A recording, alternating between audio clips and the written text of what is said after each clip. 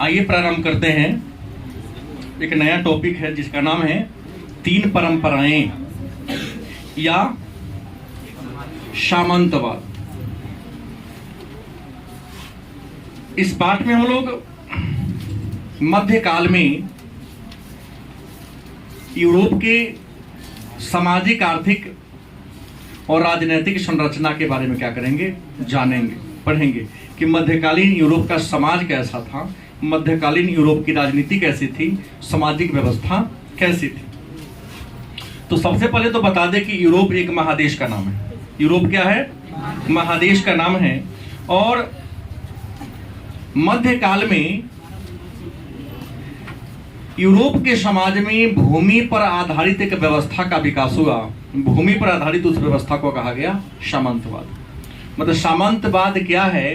तो सामंतवाद भूमि पर आधारित एक क्या थी? व्यवस्था थी। सामंतवाद क्या है? तो सामंतवाद भूमि पर या भूमि से जुड़ा हुआ या जमीन से जुड़ा हुआ क्या था? एक व्यवस्था थी। आपको बता दें, हमने इससे पहले वाले चैप्टर में पढ़ा है कि मुसलमान और ईसाइयों के बीच धर्म के नाम पर 8 बार युद्ध हुआ है ना। उस युद्ध को इतिहास में हम सब धर्म युद्ध या क्रूसेड के नाम से क्या करते हैं, जानते हैं। इस धर्म युद्ध में अंतिम सफलता किसको मिली? मुसलमानों को मिली। और जेरूशलम पर किसका अधिकार हो गया? मुसलमानों का दबदबा कायम हो गया। तो धर्म युद्ध की समाप्ति के बाद यूरोप के समाज में एक नया राज्य का उदय हुआ, एक नए साम्राज्य की स्थापना हुई। उस नए साम्राज्य का नाम था, नहीं भाई, कैरोलिंगियन।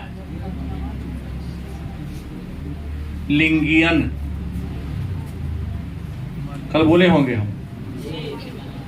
कैरोलिंगियन साम्राज्य का क्या हुआ? उदय हुआ, स्थापना हुआ। और हमने कहा था कि कैरोलिंगियन साम्राज्य की स्थापना किस व्यक्ति ने किया था? पोपिन नामक व्यक्ति ने। किस व्यक्ति ने किया था? तो पोपिन नामक एक व्यक्ति ने कैरोलिंगियन साम्राज्य की क्या किया? स्थापना किया।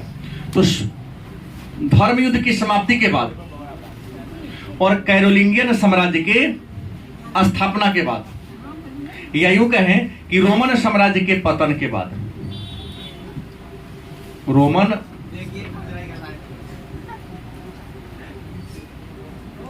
साम्राज्य के पतन के बाद 2 बातें हुई। हमने कहा था कि रोमन साम्राज्य के पतन के बाद या कैरोलिंगियन साम्राज्य के स्थापना के बाद यूरोप में एक नई व्यवस्था की शुरुआत हुआ। उस नई व्यवस्था का नाम क्या था? सामंतवाद। क्या था? सामंतवाद। सामंतवाद का संबंध किससे था? तो भूमि पर आधारित व्यवस्था थी। इसमें क्या होता था? राजा जो होता था अपने जमीन अपने विश्वास पात्र लोगों को क्या करता था? दे देता था। और जिस व्यक्ति को राजा जमीन का टुकड़ा देता था वह व्यक्ति उसका क्या कहलाता था? सामंत। उस जमीन के बदले में वह व्यक्ति राजा को सभी प्रकार की सहायता, सैनिक सहायता, आर्थिक सहायता उपलब्ध कराता और समय समय पर उसके घर की देखरेख करने का भी क्या करता था? काम करता था। तो सामंतवाद भूमि पर आधारित क्या है? एक व्यवस्था है। और सामंतवाद की स्थापना रोमन साम्राज्य के पतन के बाद और कैरोलिंगियन साम्राज्य की स्थापना के बाद हुआ। हमने कहा कैरोलिंगियन साम्राज्य की स्थापना किया किसने था? तो हमने कल ही आपको शायद दिखा दिया था कि कैरोलिंगियन साम्राज्य की स्थापना पोपिन ने किया था। किसने? और पोपिन का शासनकाल कब से कब तक था? तो पोपिन का शासनकाल 751 ईस्वी से 768 के 68 ईस्वी तक था। कि नहीं लिखाया हूं, 768 ईस्वी के बीच था। कोई दिक्कत? पोपिन के मर जाने के बाद पोपिन का बेटा राजा बना। कौन बना? पोपीन के मर जाने के बाद पोपीन का बेटा राजा बना, और पोपीन का जो लड़का था उसका नाम क्या था? शार्लमा। क्या नाम था? शार्लमा राजा बना, और शार्लमा का शासनकाल था 768 ईस्वी से 814 ईस्वी के बीच था। शार्लमा ने 768 से 814 ईस्वी तक क्या किया? शासन किया। और शार्लमा बड़ा ही प्रभावशाली राजा था, एक कुशल विजेता था। अपने शासन काल में बहुत सारी लड़ाइयां लड़ी, और यूरोप महादेश के कई देशों पर क्या किया? अटैक किया, आक्रमण किया, और आक्रमण करके कई देशों को जीतकर अपने साम्राज्य में, कैरोलिंगियन साम्राज्य में क्या कर दिया? मिला लिया। ईसाई धर्म का भी इसने प्रसार करने का काम किया था। तो शार्लमा बहुत सारे युद्ध किए, और सभी युद्ध में इसको क्या मिली? सफलता मिली। इसने ईसाई धर्म का भी विस्तार करने का काम किया था। इसलिए ईसाई धर्म का एक धार्मिक गुरु होता है, उस धार्मिक गुरु को क्या कहते हैं? पोप कहते हैं। धार्मिक गुरु को क्या कहते हैं? पोप कहते हैं। जिस समय शार्लमा यूरोप में कैरोलिंगियन साम्राज्य का राजा बना, उस समय ईसाई धर्म के जो पोप थे उसका नाम था लियो तृतीय। क्या नाम था? लियो तृतीय। ये पोप के पद पर थे। शार्लमा की योग्यता को देखकर, इनके विजय को देखकर लियो तृतीय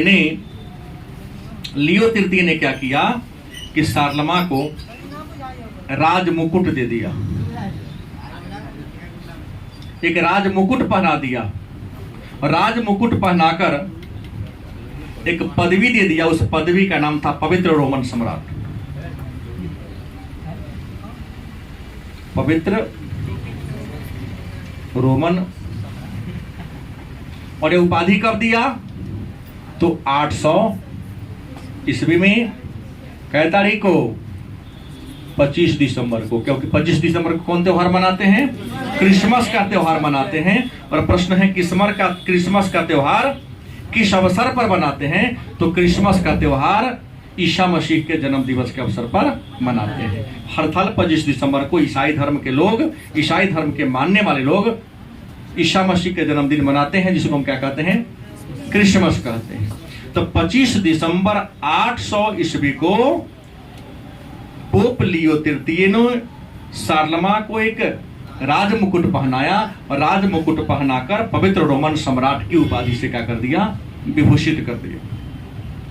कहा जाता है कि शार्लमा के राज्य बहुत बड़ा हो गया था। उस विशाल राज्य पर एक जगह से शासन करना संभव नहीं था।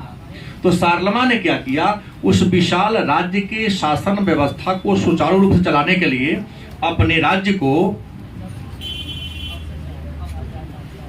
काउंटीन में बांट दिया। किसे बांट दिया? काउंटीज बांट दिया। और लगभग काउंटीजों की संख्या कितनी थी?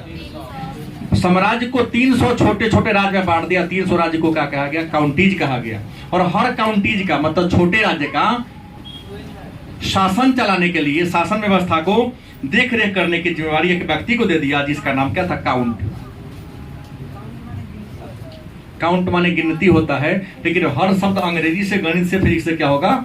नहीं चलेगा, क्योंकि हर विषय का, भले यहां बैठिए बाद में बात करेंगे, हर विषय का अपना अपना डिक्शनरी होता है।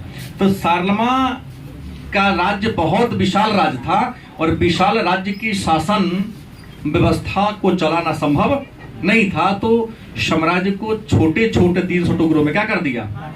जिसका नाम क्या दिया? काउंटीज नाम दिया। और हर काउंटीज के, जैसे हर पंचायत में एक मुखिया होता है, हर पंचायत को शासन की सुविधा के दृष्टिकोण से वार्ड में बांट दिया गया है।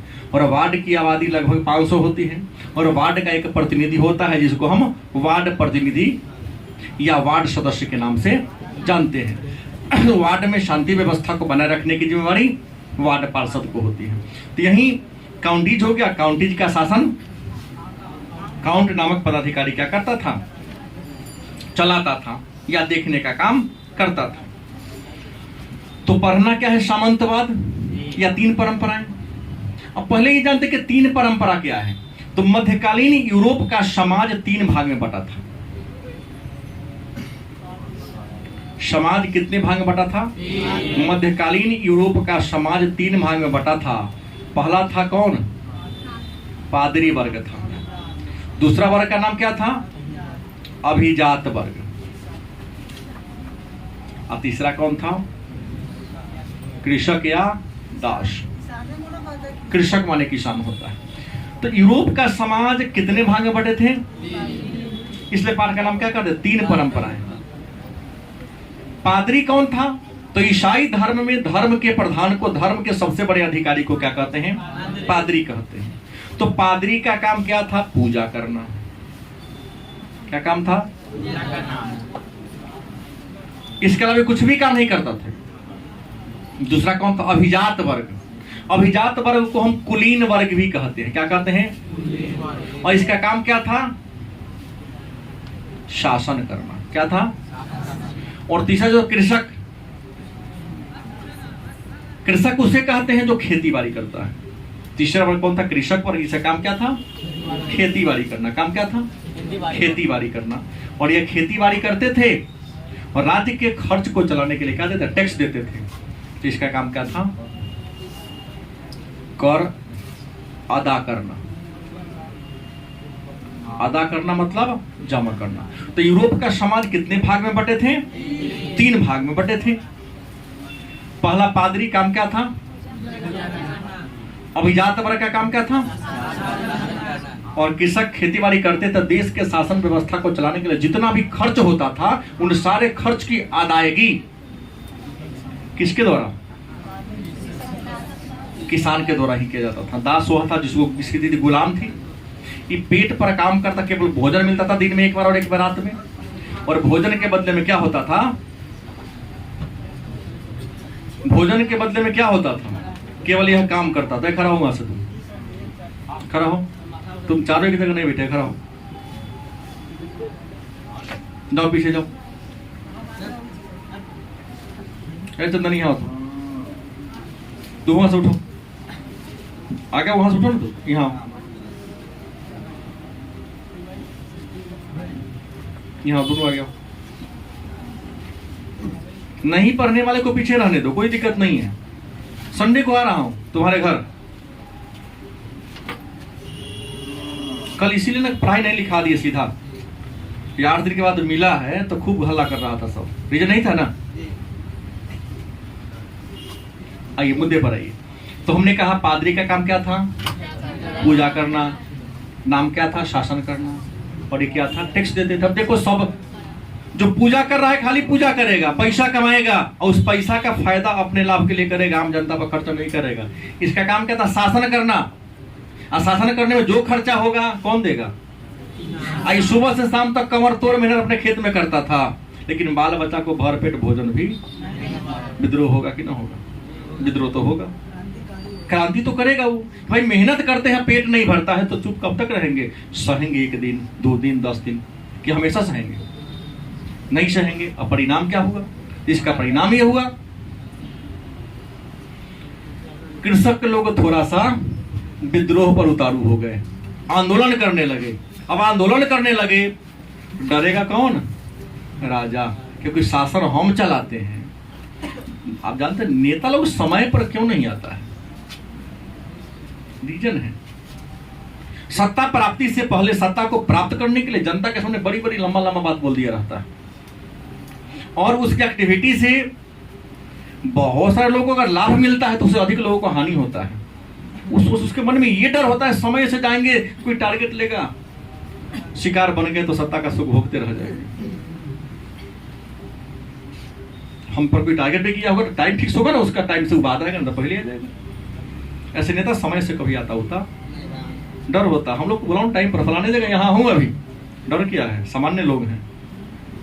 अपराधी प्रकृति का होगा, वो होगा ना, मोबाइल बदलेगा, सिम बदलेगा, स्थान गलत बोलेगा।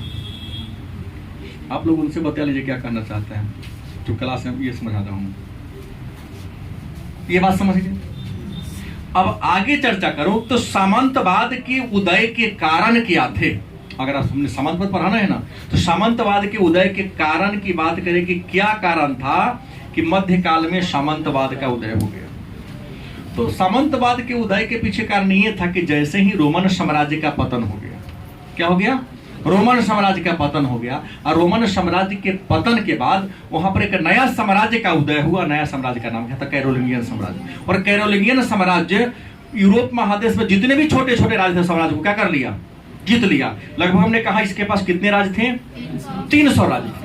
अब 300 राज्य पर अकेला राजा कंट्रोल कर ले सक्षम है? संभव है? कदापि संभव नहीं। जनता की इच्छाएं पूरी नहीं होती थी। कहेला कहते फलाना पार्टी फलाना आदमी मुर्दाबाद, कहेला तू जो चाहता है वो नहीं करता है। तुम जैसा चाहते हो वैसा नीतीश कुमार चाहे नरेंद्र मोदी कर दे तो किसी प्रकार का विद्रोह होगा?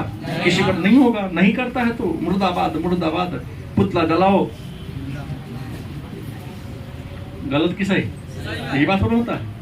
जब यही बात हो गई तो यहां तक 300 राज था। राजा ने सोचा तो क्यों नहीं समाज के कुछ लोगों को, सबको तो संतुष्ट करना संभव नहीं है, लेकिन हर समाज में 10 को ऐसा लोग होता है जो प्रभावशाली होता है। मतलब पहला कारण क्या था? अराजकता। क्या था? लोगों में आक्रोश बढ़ गया था केकरा प्रति? राजा के प्रति। राजा के प्रति क्या हो गई थी?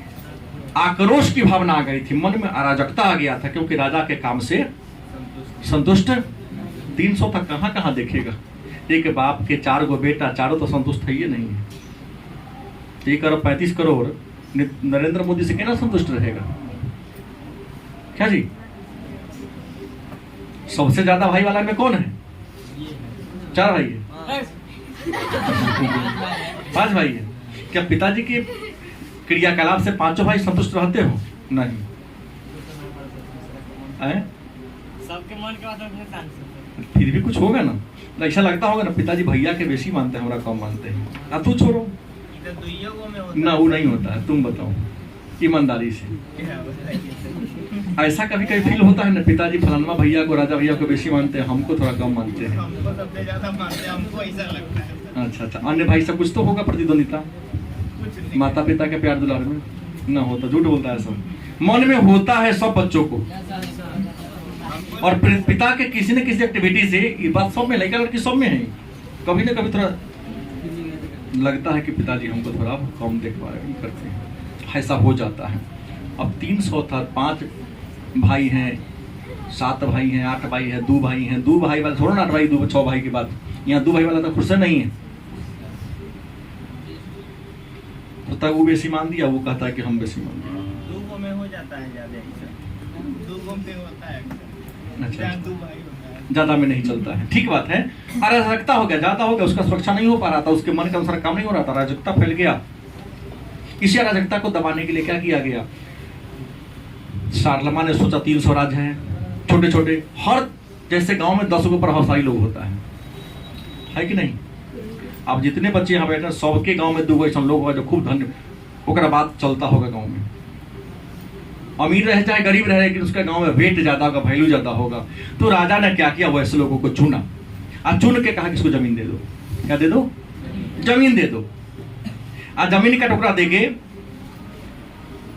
खेती बाड़ी कराएगा, उसमें से कुछ हिस्सा अपने पास रख लेगा, बाकी मेरे पर देगा। तो इसमें हुआ क्या कि रोमन साम्राज्य के पतन के बाद रोम में क्या हो गया? अराजकता की स्थिति आ गया, लोगों में विद्रोह की स्थिति क्या हो गया? फैल गया। तो जब लोगों में विद्रोह की स्थिति आ गई, तो उस विद्रोह के कारण ही राजा ने सोचा क्यों ना कि पूरा पावर अपने हाथ में न रख करके पावर का बंटवारा कर दिया जाए। क्योंकि जनता डायरेक्ट हमसे लड़ने आती है, उससे अच्छा कि हमारा नीचा कोई होगा, उसके नीचा भी क्या होगा, कोई और होगा, सब सबके प्रति जिम्मेवार होगा, तो आक्रोश की भावना स्वतः क्या हो जाएगी? कम हो जाएगी। इसी बात को मद्देनजर रखते हुए रोमन से हमने कल कहा था कि रोम के समाज में सामंतवादी व्यवस्था उत्पन्न हुआ, और सामंतवादी व्यवस्था जुड़ा हुआ था किससे? जमीन से। राजा अपने से नीचे वाले को जमीन देता था और जमीन के बदले में उसकी सैनिक सहायता उपलब्ध कराता था। और हमने लिखाया था कि सामंतवादी व्यवस्था की आकृति पिरामिड जैसा था।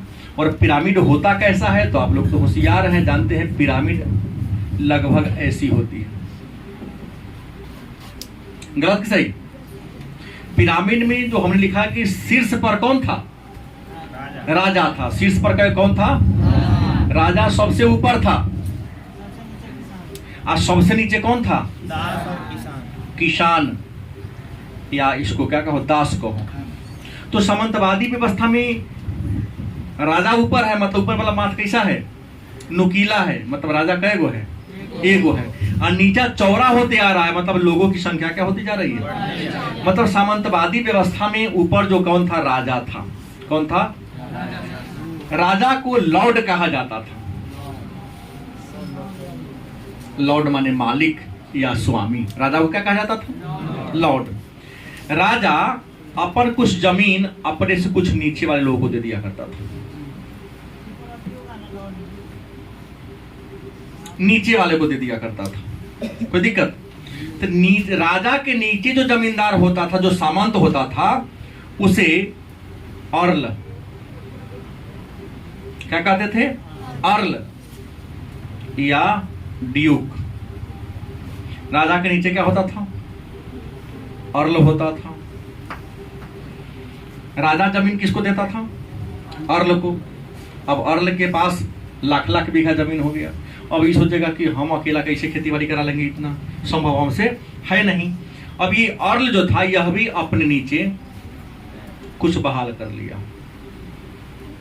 इस सारा अर्ल भी अपने नीचे कोई क्या कर लिया, कुछ सामंत बाहर कर लिया। तो अर्ल के जो नीचे होता था उसे बैरन कहा जाता था।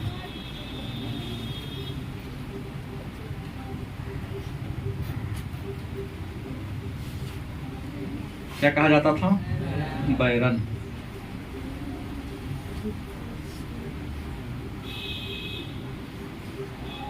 बैरन कहा जाता था।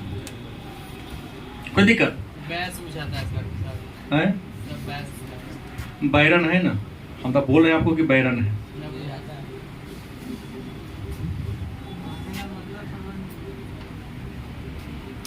बैरन के पास भी ज्यादा जमीन होता था, तो बैरन भी अपन जमीन का टुकड़ा, हर बैरन भी अपने नीचे कुछ जमींदार बहाल कर दिया। बैरन के जो नीचे होता था उसका नाम अलग हो गया। क्या हो गया, तो बैरन के नीचे क्या होता था, नाइट। क्या कहलाया, नाइट। नाइट कहलाया। और नाइट के जो नीचा होता था, इस नाइट के जो नीचा होता था, इसे कहा जाता था किसान या दास। मैंने हमने सीधा कहा कि सामंतवादी व्यवस्था में सबसे ऊपर कौन कौन था, अच्छा, राजा के नीचे हमने क्या कहा, अर्ल। कौन हो गया, अर्ल। अच्छा, अर्ल के नीचे कौन हो गया, बैरन हो गया। कौन हो गया, बैरन। और बैरन के नीचे कौन हो गया, नाइट हो गया। और नाइट के नीचे कौन हो गया, किसान ऑब्लिक दास होता था। तो ये था जमींदारी व्यवस्था या सामंतवादी व्यवस्था का क्या था, चिन्ह था, ये था, प्रतीक था।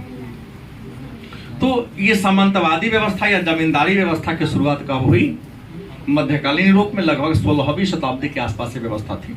अब देखिए, राजा जमीन किसको दे रहा है, तो अर्ल का संपर्क किससे था, राजा को। अगर किसी प्रकार की सुविधा चाहिए तो राजा किसके यहाँ डिमांड करेगा, लेकिन अर्ल काम ना करेगा और अपना नीच करके कहेगा, रे हाँ तो जो फला काम कर देगा, हमको चरना चिरना है तो और जरना चिरेगा। राजा के हम तुमको चिरना पड़ेगा।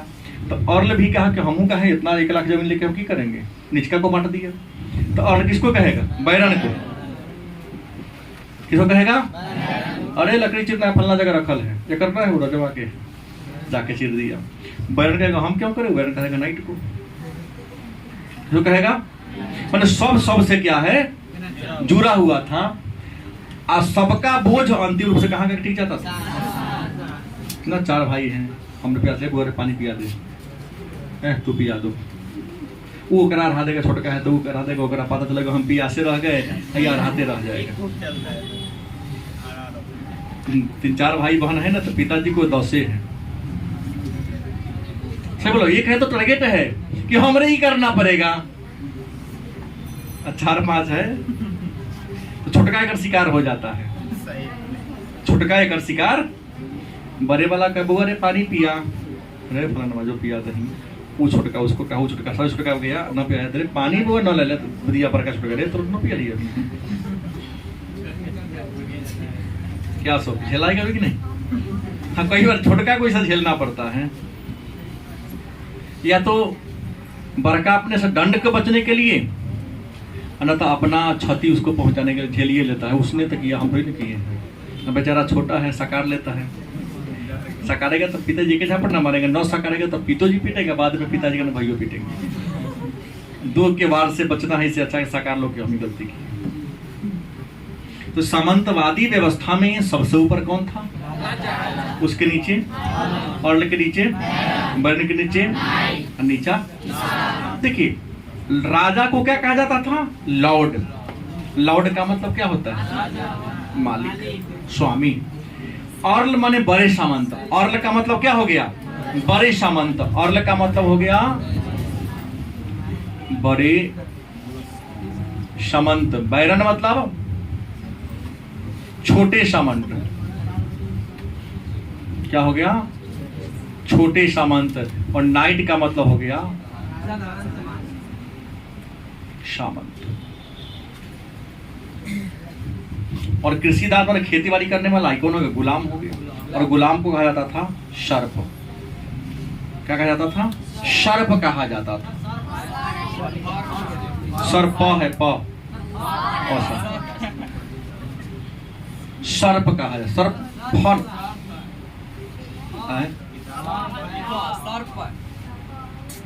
फल लिख दिया किताब में,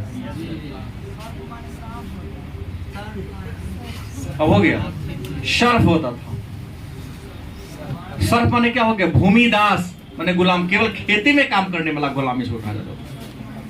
लेकिन एक बात परंपरा और थी, जान लीजिए। साल में 52 को सप्ताह होता है। कितना होता है? 52 सप्ताह होता है। कम से कम 48 से 50 होगा ना, तक अधिक से अधिक कितना होगा? 52 सप्ताह हो गए। सप्ताह में एक दिन हर नीचे वाले व्यक्ति को अपने ऊपर वाले व्यक्ति के यहाँ एक दिन फ्री में काम करना हो। अपना घरे खाएगा, कमाएगा, वो कराएगा। ये व्यवस्था बना दिया था। इसकी एक व्यवस्था थी खेती बाड़ी करने वाले की, कि अगर मान लो किसी किसान के पास अपन निजी जमीन है जिस पर वो खेती बाड़ी करता था, तो नियम बना दिया था कि पहले राजा के खेत जोत दो, जिसके अधीन तुम रहते हो उसका खेती बाड़ी हो जाएगा, उसके खेत में बीज बोआ जाएगा, उसके बाद तुमको अपने खेत में बीज को क्या कर सकते हो? बोना है। पहले बोने की व्यवस्था नहीं थी, नियम ही नहीं था बोने का। दीपावली का समय आ गया, त्योहार का समय आ गया, तो पहले घर की रंगाई पोचाई होगी, तो पहले किसका घर रंगाएगा पोचाएगा? राजा का। समय बचेगा तो आपको अपना होगा। तो ये था सामंतवाद, और उसके विकास के कारण क्या था? अराजकता की स्थिति। लेकिन जैसे ही सारलमा 814 में मरे, तो धीरे धीरे सारलमा के शासनकाल में सामंतवाद एकदम चरमोत्कर्ष पर था। और सारलमा के मरने के बाद धीरे धीरे सामंतों की स्थिति क्या होने लगी? कमजोर होने लगी। कमजोर होने के पीछे कारण था, इन लोगों ने नीचे वाला पर टॉर्चर करना शुरू कर दिया। जैसे नीचे वाले को टॉर्चर दबाना शुरू कर दिया, तो इन लोगों में एकता की भावना आई। और जैसे ही एकता की भावना आई, तो लोग विरोध करेगा कि छोड़ देगा? विद्रोह करेगा। धीरे धीरे विद्रोह होगा। विद्रोह पर ऐसा हो गया कि आपको 16वीं शताब्दी आते आते सामंतवाद का क्या हो गया? पतन हो गया। आज वही सामंतवाद का पतन हो गया, तो जमींदार सब था, बड़ा बड़ा कंपनी खोल लिया। अब बड़ा बड़ा कंपनी खोल लिया तो औद्योगिक क्रांति वहां पर आ गई। पैसा था, औद्योगिक क्रांति हुआ, तो कहा गुलाम बनाने का तो हमको आदत है, नहीं बनाएंगे तो काम ही नहीं चलेगा। गलती किस रही? जैसे अगर बुरा नहीं मानोगे तो काम बात कहूंगा, बोल दो। कोई अपना जाति उती पर नहीं ना लेगा। सुनार कोई है इसमें? कोई नहीं है। हम सुने, हम कह नहीं रहा हूं। कहता हूं अपनों के नहीं छोड़ता है। अगर सोना खरीदने जाओ, नहीं अगर उसमें से कुछ मारेगा ना, तो रात में अगर पेटे फूल जाएगा। सब कहता है कुछ ना कुछ घोटाला कहेगा 23 कैरेट है तो गारंटी 20 कैरेट होगा। 2 कैरेट घोटाला करके करता है, कुछ मिक्सिंग मिलाइए देता है। ऐसे समाज में लोग तो मैं ग्रामीण कहावत है, नौख रोपेंगे न महाकार की पूजा करेंगे, नहीं। हाँ, सोना उना में इसमें भरोसा वरोसा कम है ये नहीं है। न तो लेंगे तो 100% प्योर लेंगे, लिखवा के कि फिरने आएंगे तो मजदूरी काट के उतने पैसा तोरा से लेंगे जितना दाम हो। ये कैरेट पर हमको भरोसा नहीं है, क्योंकि कई बार हम चेक कराए तो कहा 24-23 कैरेट है, और जब गिनवाने के उसको गलाया गया तो उसमें निकला 18 कैरेट। पकड़े कहाँ से आ गया? तो सर पैसा ले जाकर न देंगे तब ना दोगे तो फिर आगे के हाथ अपना हाथ में ये है, लिखल है 24, 18 क्यों पूरा? सब सोनार जो कहता है, इसलिए ना अगर एक ग्राहक उसके दुकान में फंस गया दिन भर के बिल उसका खर्चा पानी निकल गया। आए? एक सप्ताह के अनुभव ज्यादा है इसके पास। ठीक बोला है, गलती नहीं बोला है, एक सप्ताह के निकाल लेता है। तो मैंने कहा कि हर नीचे वाले ये सामंतवाद धीरे धीरे ज्यादा टॉर्चर करेंगे, कई दिन चलेगा। देखें इस बार 80% पुराने का मुखिया हार गया। क्यों हारा? जितने से पहले लंबा वादा कर दिया, ये करेंगे वो करेंगे, पता चला कि आगे से पुलिया कौन है पीछे टूट रहा है। वो अपना दूरा के सामने जो ढलैया कराया है वो ढहा ही नहीं, आप गांव भर के ढलैया रोड ढहा गया। क्या हुआ? गलती की सही? क्या इंजीनियर लाया था कि सड़क नीचे है नाला ऊपर ही पनियाबा के नहीं जाएगा, सड़क पर न रहेगा। सबसे सफल योजना तो हमारे माननीय नीतीश कुमार के नल जल योजना है कि नल तवल के कोने में पानी आज तक नहीं गिरा। इसके लिए तो नीतीश कुमार को काला पानी की सजा मिलनी चाहिए। कार्यक्रम चलाया कैसे भाई? चलने दीजिए, कोई दिक्कत नहीं भाई। बच्चा गलती करता तो पिता को दोषी माना जाता है, उनको अपने यहाँ का चेक करना चाहिए। जौन प्रतिनिधि था उसको तुरंत जेल में पैसा वापस ले, जमीन बेच के पैसा वापस लेता। कहाँ कुछ हुआ? झूठू के हाला किए, बन के बेवकूफ कौन? आम जनता बन गए। सबसे असफल योजना उनकी यही योजना है। बना हुआ रोड तो बर्बाद करवे किया। हमारे गांव में आज तक पानी कभी चालू ही नहीं हुआ। वही कमीशन से ये वार्ड प्रतिनिधि के हाथ में गया था, अपने घर निमन ठोक कर लिया, सरहर में आके जमीन खरीद लिया, ठेकेदार सब बढ़ गया। एक आया था शौचालय योजना, हमको लगता है कि 80% शौचालय ढस गया होगा।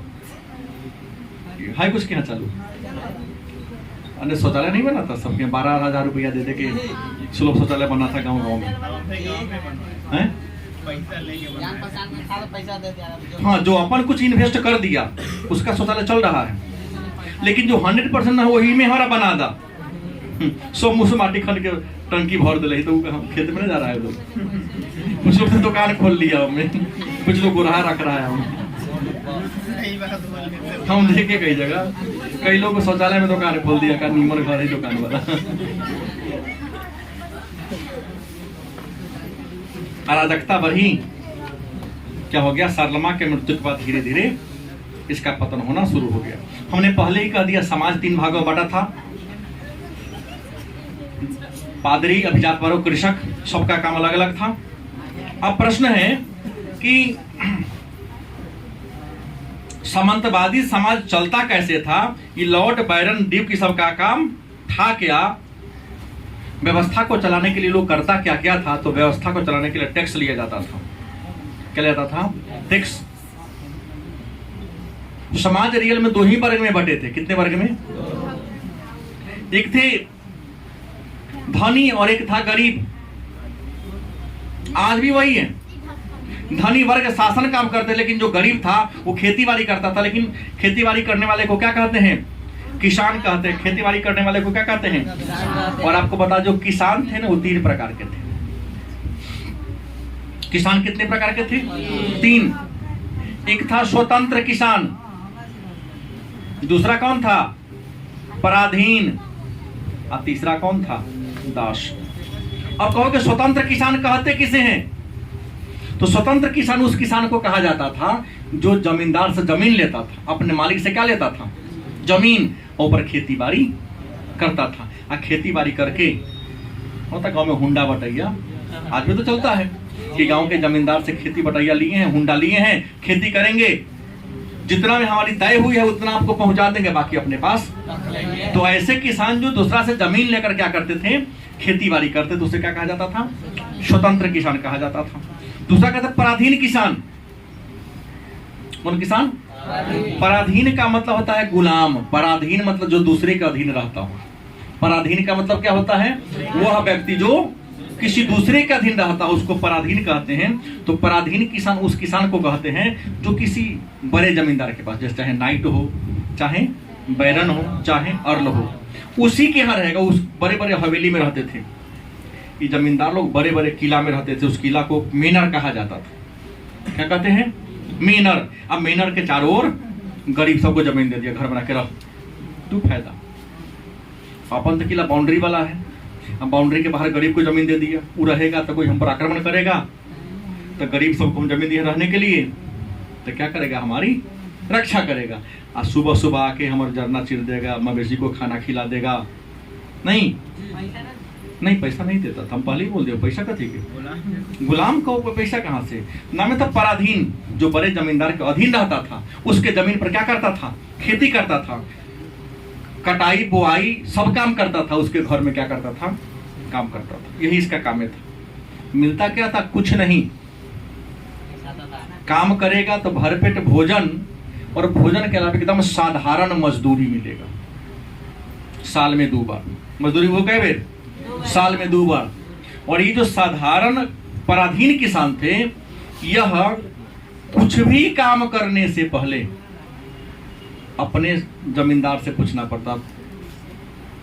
बेटा का ब्याह करना हो, बेटी का ब्याह करना हो, घर में पूजा पाठ करना हो, किसी भी काम को अपने जमींदार से पूछे बिना नहीं कर सकता था।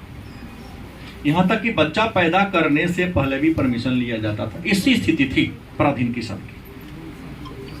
इनको बिना सहमति के विवाह करने का भी अधिकार नहीं था, बेटा बेटी को पढ़ाने का भी अधिकार। और जो दास कौन थे, तो जिसको लड़ाई में गया, किसी राजा को लड़ाई में क्या कर दिया, हरा दिया, लड़ाई में हरा दिया, तो उसके सारा नागरिक तो इसका हो गया, उसको गुलाम बना लिया जाता था। और जिसको गुलाम बना लिया, इसको 24 घंटा में कई बार भोजन मिलेगा, 1 बार भोजन मिलेगा। और मवेशी की तरह खेत में उसे क्या कराया जाता था, काम करवाया जाता। हाँ, जितना उसको काम हो लगातार करते रहना है। हाँ, और तो दासों को शादी विवाह करने का, अपना घर द्वार बनाने का, बसाने का अधिकार नहीं था। अब इतना अत्याचार होगा तो आक्रोश तो बढ़ेगा। एक तरफ जहां तो सामंत लोग इसको टॉर्चर करते थे, दूसरी ओर पादरी भी कम नहीं था। ये पोप तो जिसको कहते हैं ना, बहुत खतरनाक था। इससे पर का अधर्मी। धर्म का काम है लोगों को कल्याण करना। लेकिन आज के पोप की बात छोड़ दिया जाए, मैं मध्यकालीन यूरोप की बता रहा हूं। तो मध्यकाल के जो यूरोप में चर्च था, चर्च के पदाधिकारी कौन थे, पोप। उससे पर का अधर्मी कुधर्मी कोई था ही नहीं, क्योंकि जनता को अनेक प्रकार से वह टॉर्चर करने का क्या करते थे, धर्म के नाम पर तरह तरह का जुल्म करते थे, टैक्स लेते थे। अब क्या क्या टैक्स लेते थे, धर्म के नाम पर क्या क्या मनमानी किया करते थे, ये तो कल के क्लास की मुद्दा होगी।